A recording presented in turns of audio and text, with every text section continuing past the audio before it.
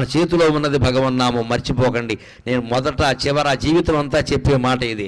మీరు స్మరించండి, మీరు స్మరించండి. మనస్సులో స్మరించదలుచుకుంటే మడి లేదు, ఆచారం లేదు, ఇవి స్నానం చేసే సమయం లేదు, భోజనం చేసే సమయం లేదు, ఎప్పుడైనా స్మరించవచ్చు. దానికి నియమం లేదు, నిష్ట లేదు, మనస్సుకి రూపం లేదు, కాబట్టి ఏ నియమం ఉండదు. అన్ని రోజులు పాటించినా ఒక్కరోజు కాళ్ళు కడుక్కోలేదు, దేవుడు అంత కక్ష కట్టడమ్మా. దేవుడిని పిశాచం అనుకోకండి, దేవుడు ప్రియుడు. నువ్వు ఒక్కరోజు నియమం తప్పితే దేవుడు కక్ష కడతాడా? అలా అయితే దేవుడు అవుతాడా? అంతగా మనకు బాధ అనిపించింది అనుకో, అమ్మా ఏదో పొరపాటు చేశానమ్మా అని అమ్మవారి దగ్గర చెబితే క్షమించదా? ఆవిడ తల్లి అండి. భగవంతుడి దగ్గర భయం ఉండకూడదు, ఎప్పుడు హాయిగా చనువు ఉండాలి, ఒళ్ళో కూర్చునేలా ఉండాలి. గద, శంఖం, చక్రం, ఈ ఆయుధాలన్నీ వెనకాల వచ్చాయంటే నువ్వు నారాయణాయ నమః, ఓం నమో నారాయణాయ, ఓం నమః శివాయ, శ్రీమాత్రే నమః ఇలా ఏదో ఒకటి జపిస్తూ ఉంటే సర్వాయుధాలు త్రిశూలం సహా నీ వెనకాల తిరుగుతూ ఉంటాయి. నీ జోలికి ఎవ్వడు రాడు, నీ ఇంటి జోలికి ఎవ్వడు రాడు, నీ భార్యా పిల్లల జోలికి ఎవ్వడు రాడు. వస్తే మటాష్, తిరుగులేదు ఇంకా.